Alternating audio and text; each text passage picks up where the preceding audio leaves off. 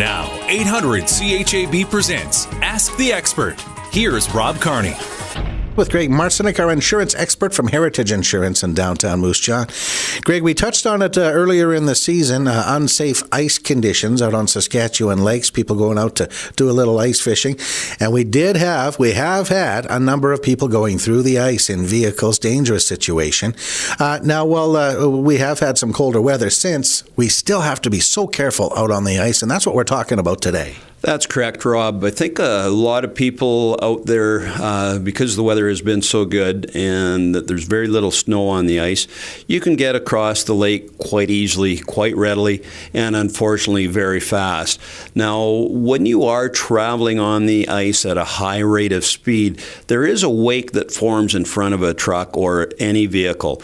As you come closer to the shore, that wake increases and it'll push up through the ice and you will then fall through. The same thing is true when you're going down the ice. You're putting other people at danger out there with the ice shacks and the weight there, with that weight in front of you, that, things can happen. So I did some research on this, and what the experts actually recommend, and again, I'm not an expert on ice, but did some research. And when you're driving past any vehicles or any ice shacks, any sort of weight on there, you should not be going any more than 25 kilometers per hour. And when you're driving in the middle of the lake, down the lake, 35K should be the maximum speed that you are traveling, and that's the safest speed, just so that you won't push up. I know it sounds like they're putting a little more water out at Buffalo Pound right now because there's a lot more stress cracks on the ice.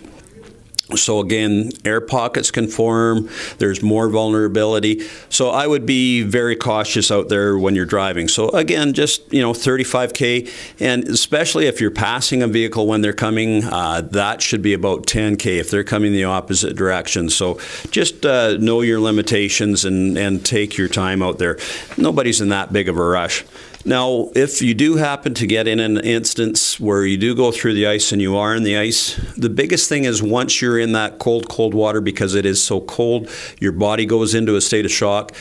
The experts recommend that you actually take your time, catch your breath.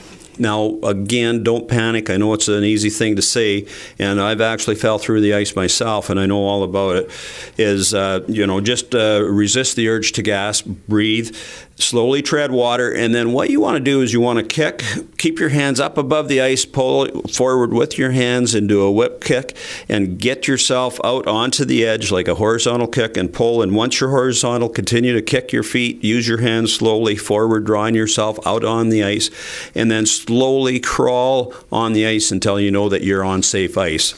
Now, if somebody is there and you are there and they can't get out of there, rescue the person. Either use a rope, again, throw a rope or lay your body out flat. And once you do have them, grab hold of them, get them in.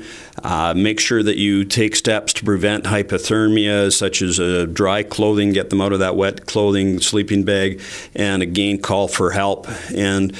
Or else take them to the nearest medical facility, and make sure you mark the site where it has broken through so others won't go through. So those are just some common sense procedures there. Again, just take your time out there. We don't want to see anybody in any accidents. For sure. And for these tips and more, you can go online to nohassleiinsurance.ca. That's correct. Or come on down and talk to any of our fine staff, the corner of Fairford and First Avenue Northwest.